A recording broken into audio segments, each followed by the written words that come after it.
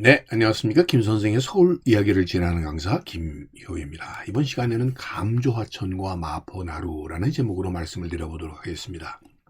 지금 사진 속에서 바닷물이 이렇게 역류되어 올라오고 있는 모습을 보여주고 있습니다. 감조하천이라고 하는 것은 하루에 2차례씩 정기적으로 이루어지고 있는 이 밀물과 썰물의 영향을 받아서 하천이 연안 해역으로 유입되는 것을 의미합니다. 하천 구배가 작고 대규모의 강의 경우는 이 감조 구간이 대단히 길어지게 되는데, 양쯔강 같은 경우는 1000km 상류적인 우한까지 그 영향이 미친다고 합니다. 우리나라의 경우는 서해안으로 흘러드는 하천인 금강, 영산강, 대동강, 한강의 하류부가 여기에 해당된다고 볼 수가 있겠죠. 그러다 보니까 이 감조 하천의 경우는 이 바닷물 염류의 영향을 받아서 이 하천 주변의 농토가 침수되는 경우를 막기 위해서 이렇게 하류 지역에 하구원을 설치하는 경우들이 대부분이고요. 한강, 금강, 만경강, 동진강, 영산강, 섬진강, 낙동강 등에 바로 이런 하천들이 이 하천에 하구원이 세워져 있다고 보시면 되겠습니다. 자, 이 안성천의 경우를 보더라도 이 안성천에 아산만 방조제가 이렇게 세워지게 되었고, 이것을 세우게 되었던 이유는 밀물이 가장 강하게 이루어졌을 때는 바로 이 상류 지역인 이 공도읍까지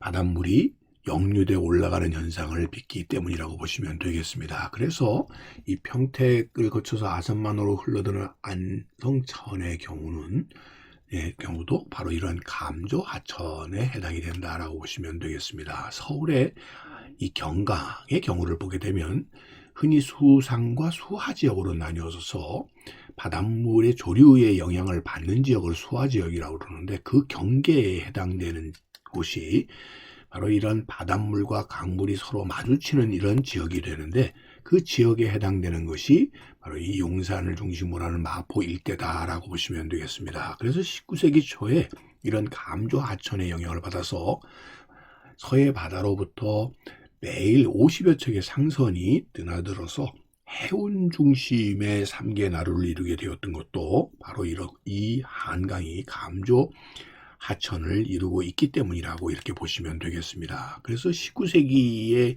이 경강 상인들이 저희 부상 대고로 급성장할 수 있게 되었던 것은 바로 그 영향권이었다라고 보시면 되겠습니다. 특히 자본력이 증대되면서 여객 주인업이라든지 선운업, 선상업 등을 한 사람의 경강상인에 의해서 이렇게 장악이 되게 되고, 그렇게 됨으로써 금강의 강경포, 법성포 등의 큰 포구와 연계된 전국적인 시장권을 형성할 수 있었기 때문이라고 보시면 되겠습니다. 그래서 흔히 삼주라고 해서 객주, 색주, 당주로 불리우는 이런 큰 경제권과 상권이 형성될 수 있게 된 것 또한 이런 감조 하천과 관련이 깊다라고 보시면 되겠습니다. 그래서 이 마포포구의 전경을 담은 사진을 보더라도 곧 이 기와 지붕들이 연이어 등장하고 있는 이런 즐비한 모습을 통해서 이 지역의 상권이 얼마나 대단했었는가를 엿볼 수 있겠고요. 이 감조 하천을 이용해서 이런 큰 배가 양곡을 수천 석씩 싣고 있는 큰 배가 유입되게 되면서 그의 경제 규모가 그만큼 커질 수 있었다라고 보시면 되겠고요.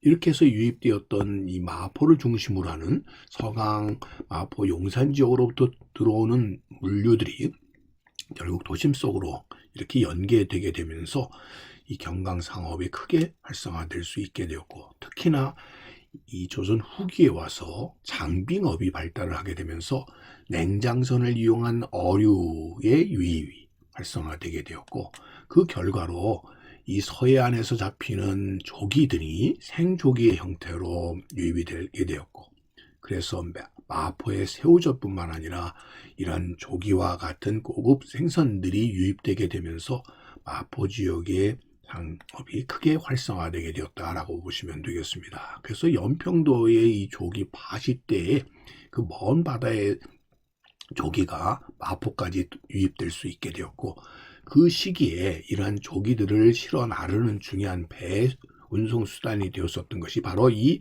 시선배가 되겠습니다. 시선배라고 하는 것은 땔감나무 등을 실어 날리는 배라는 의미가 되겠는데요. 주로 강화에서 마포까지 밤시간을 이용해서 한강을 거슬러 운행을 했다라고 보시면 되겠습니다. 그러다 보니까 한강 하구로부터 이 한강으로 유입되는 과정에서 손돌목, 조강, 향교참인 행주산성, 염창목, 선유봉, 장유뜰이라고 불렸던 밤섬을 거쳐서 삼계나루까지 유입이 되게 되었다라고 보시면 되겠습니다. 자, 이런 과정 속에서 이런 당시의 시선배 활동들을 엿보게 해주는 노랫말들이 자, 저달 뜨죠 뱃대오니 우리 출보에 홀잘 되노나 자 바다 위에 저걸매기 안개 속에 길을 잃고 까우까우 된 날 자 저들 지면 물참 된다. 자, 이렇게 물참이 되게 되면 한강을 거슬러서 시선배들이 결국 이 마포까지 유입이 되게 되는 것이죠. 이 과정 속에서 마포나루의 번성이 가져올 수 있게 되었고, 특히 마포나루가 번성을 할 수 있게 되었던 것은 이렇게 대규모의 소위 양곡의 물류가 이루어지게 되었다라고 보시면 되겠고요. 이 마포를 거쳐서 말년을 넘어서 남대문으로 이어져서 결국 시전, 유이전 상행까지 상대하게 되는 이런 칠패 무역 등이 이루어지게 되었고, 특히 운전과 유기전과 속에도 생선전이 만들어지게 되면서 이 마포 상권이 점차 이 유기전 상권을 좌우하게 되는 결과를 가져오게 되었다라고 보시면 되겠습니다. 이런 경강상업의 발달이 이루어지게 된 것은 전국적인 해로 유통권이 이런 경강상권에 의해서 장악되게 되었다라고 보시면 되겠고요. 이 중에서도 미국 소금 목재 유통시장이 그 중심을 이루게 되었다라고 보시면 되겠고, 이 관곡을 실었었던 이 배 관선에 비해서 훨씬 규모가 커서 2,000석 규모의 대형 선박들을 이 경강 대선이 운영을 하게 되었다는 것이죠. 이를 통해서 매점 매석이 이루어지게 됐고요. 화수라든지 고패, 방납 등의 불법 행위로 막대한 유언을 획득하게 되었다라고 보시면 되겠습니다. 이런 과정 속에서 이 마포를 중심으로 하는 3개 나루가 이 경강 상업의 중심으로 크게 부상하게 되었고, 그 부상의 배후에는 바로 이런 바닷물이 조류에 의해서 유입되게 됨으로써 이런 시선배와 같은 이런 해상 운송 활동이 거점이 바로 이 마포로 떠오를 수 있었기 때문이라 이렇게 보시면 되겠습니다.